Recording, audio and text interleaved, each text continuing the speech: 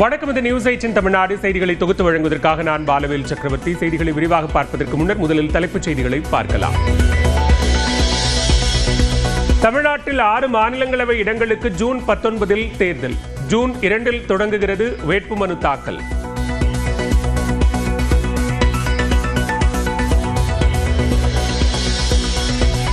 திமுக கூட்டணியில் கமல்ஹாசன் மாநிலங்களவை உறுப்பினராக வாய்ப்பு.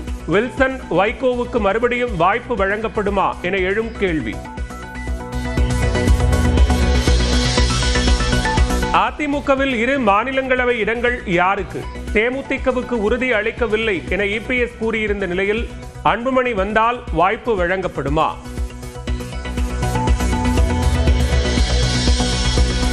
அதிமுகவிடம் மாநிலங்களவை சீட் கேட்பது குறித்து தலைமைதான் முடிவு செய்யும். பாஜக மாநில தலைவர் நயினார் நாகேந்திரன் நியூஸ் 18க்கு பேட்டி. தேர்தல் அறிவிக்கப்பட்டிருக்கு, எப்படி பாக்குறீங்க? பாஜக எங்கள்கிட்ட இருக்குது 4 சட்டமன்ற உறுப்பினர்கள். அதிமுகவுடன் எதுவும் இடங்கள் பெற வாய்ப்பு இருக்கா? அவங்களுடைய அதை பற்றி எங்களுடைய தலைமை தான் முடிவு செய்யும். தேசிய ஜனநாயக கூட்டணிக்கு வருமாறு விஜயுடன் பேச்சுவார்த்தை நடக்கவில்லை. ஆந்திர துணை முதலமைச்சர் பவன் கல்யாண் விளக்கம். நண்பர்கள் Vijay, I think I wish him all the best. ஒரு கட்சி ஆரம்பிக்கிறது எப்படி நடக்கணும், அது அந்த தலைவரோட ரெஸ்பான்சிபிலிட்டி, அது அவருடைய டெசிஷன். அது எப்படி இருக்கு maybe if he comes and reaches out, I don't know as or not, but இப்போ வரைக்கும் அந்த மாதிரி பேச்சு நடக்கல. கோவை நீலகிரியில் இன்றும் அதி கனமழைக்கான ரெட் அலர்ட். சென்னை வானிலை ஆய்வு மையம் அறிவிப்பு.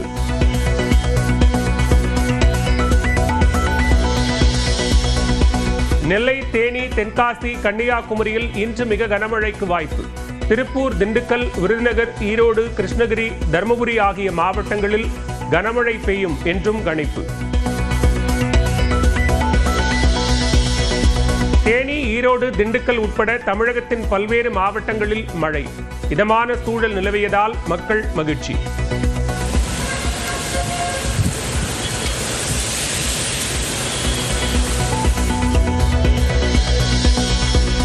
மூன்று நாட்களாக பெய்த கனமழையால் நீர்வரத்து அதிகரிப்பு. கோவை குற்றாலத்தில் பாறைகளை முழுவதும் மூடியபடி ஆர்ப்பரித்து செல்லும் தண்ணீர்.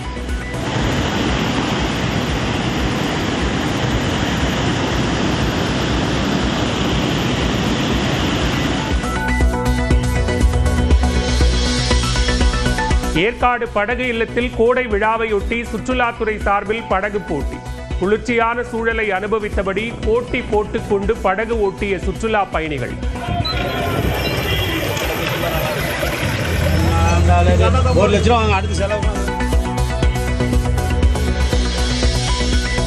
சென்னை மாநகராட்சியில் 200 கோடி ரூபாய் மதிப்பிலான பத்திரங்களை பங்குச்சந்தையில் பட்டியலிடும் நிகழ்வை தொடங்கி வைத்த முதலமைச்சர்.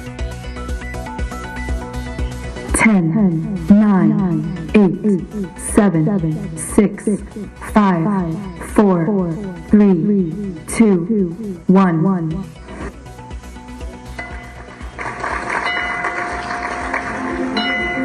மழைநீர் வடிகால் உள்ளிட்ட இன்றியமையாத உள்கட்டமைப்பு பணிகளுக்கு நிதி எளிதாக திரட்டப்படும் என முதலமைச்சர் பெருமிதம். ரெய்டுக்கும் எனக்கும் என்ன சம்பந்தம் என முதலமைச்சர் மு.க. ஸ்டாலினுக்கு எடப்பாடி பழனிசாமி கேள்வி. குற்றம் சாட்டப்பட்டவர்கள் தனக்கு உறவினர் ஆகும் முன்பே பல தொழில்களை செய்து வந்ததாக விளக்கம். கோடநாடு எஸ்டேட் வரை திமுக தொடர்பான வழக்கா நடந்து கொண்டிருக்கிறது. திமுக ஆட்சி ஊழல் மிக்க ஆட்சி என எடப்பாடி பழனிசாமி கூறியதற்கு அமைச்சர் துரைமுருகன் பதிலடி. தமிழ்நாட்டில் ஒரு வாரத்தில் 3 பேருக்கு மட்டுமே கொரோனா பாதிப்பு. கடந்த வாரம் 35 பேர் பாதிக்கப்பட்ட நிலையில் தொற்று குறைந்தது. பிரான்ஸ் அதிபர் மேக்ரானின் மனைவி அவரை தாக்குவது போல் வெளியான வீடியோ. வியட்நாமில் தரையிறங்கும் முன்பு விமானத்தில் நடந்த சம்பவத்தால் அதிர்ச்சி.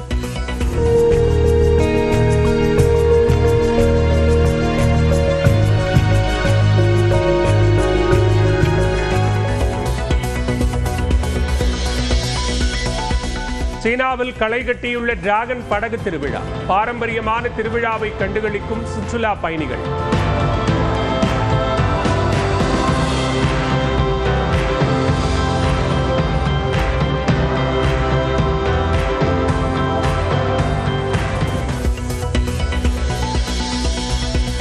ஹவாய் தீவில் கடும் சீற்றத்துடன் காணப்படும் கிளையுயா எரிமலை.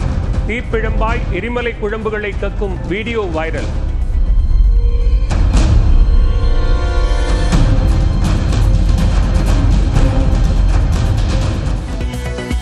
தமிழ்நாட்டில் காலியாகும் 6 மாநிலங்களவை உறுப்பினர் இடங்களுக்கு வரும் 19ஆம் தேதி தேர்தல் நடைபெறும் என்று தேர்தல் ஆணையம் அறிவித்துள்ளது. தமிழ்நாட்டில் இருந்து மாநிலங்களவை உறுப்பினர்களாக உள்ள திமுக வழக்கறிஞர் வில்சன், தோமுச தலைவர் சண்முகம், அப்துல்லா, திமுக கூட்டணி சார்பில் தேர்வான மதிமுக பொதுச் செயலாளர் வைகோ ஆகியோரின் பதவிக்காலம் வரும் ஜூலை 24ஆம் தேதியுடன் நிறைவடைகிறது. இதேபோன்று மாநிலங்களவைக்கு அதிமுக ஆதரவுடன் தேர்வான பாமக தலைவர் அன்புமணி ராமதாஸ், அதிமுகவின் சந்திரசேகர் ஆகியோரின் பதவிக்காலமும் நிறைவடைகிறது. இந்நிலையில் தமிழ்நாட்டில் காலியாகும் 6 மாநிலங்களவை உறுப்பினர் இடங்களுக்கு வரும் 19ஆம் தேதி தேர்தல் நடத்தப்படும் என்று தேர்தல் ஆணையம் அறிவித்துள்ளது. இதற்கான வேட்புமனு தாக்கல் வரும் 2ஆம் தேதி தொடங்க உள்ளது.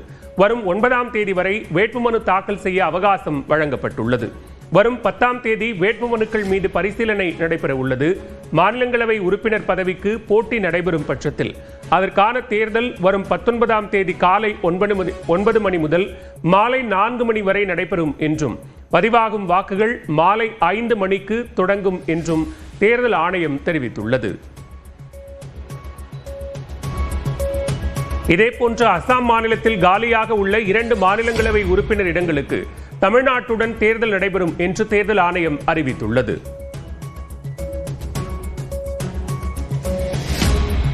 ஒரே நாடு ஒரே தேர்தல் குறித்து தெரிந்து கொள்ள கருணாநிதி எழுதிய நெஞ்சுக்கு நீதியை படிக்க வேண்டும் என்று ஆந்திர துணை முதலமைச்சர் பவன் கல்யாண் தெரிவித்துள்ளார்.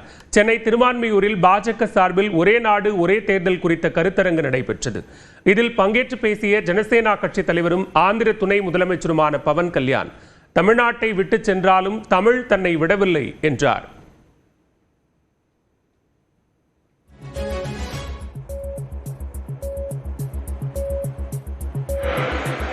உங்கள் சில பேருக்கு தெரிஞ்சிருக்கலாம், நான் தமிழ்நாட்டில் வாழ்ந்திருக்கேன், சென்னையில் வளர்ந்துருக்கேன்.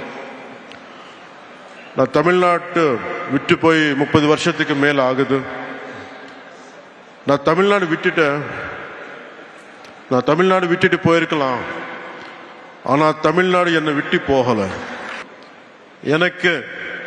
எனக்கு பிடிச்ச புரட்சி தலைவர் எம்ஜிஆர் அவர்கள் வாழ்ந்த பூமி, வீர விளையாட்டு ஜல்லிக்கட்டோட பூமி. தொடர்ந்து பேசிய அவர், ஒரே நாடு ஒரே தேர்தல் குறித்து அறிந்து கொள்ள தமிழ்நாடு முன்னாள் முதலமைச்சர் கருணாநிதி எழுதிய நெஞ்சுக்கு நீதியை படிக்க வேண்டும் என்றார்.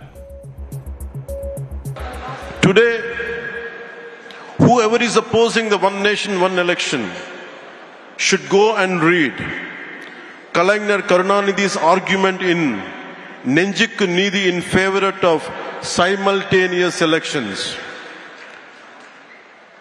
Karunanidhi avargale urged the center to constitute a committee to restore simultaneous elections. And it is strange and bizarre. We are trying to implement Ayya Muttavel Karunanidhi's proposal, and it is strange and bizarre. Ayya Muttavel Karunanidhi Stalin avargal opposing what his father has proposed. தேசிய ஜனநாயக கூட்டணிக்கு வருமாறு விஜயுடன் பேச்சுவார்த்தை நடக்கவில்லை என ஆந்திர துணை முதலமைச்சர் பவன் கல்யாண் விளக்கம் அளித்துள்ளார். உங்களுடைய நண்பர் விஜய் அவர்களும் பார்ட்டி தொடங்கி இருக்கிறாரு. அவருக்கு நீங்க சொல்லக்கூடிய அறிவுரை என்ன?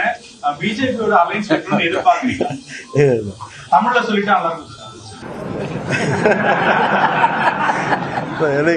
எனக்கு I can say நண்பர்கள் Vijay, I think I wish him all the best.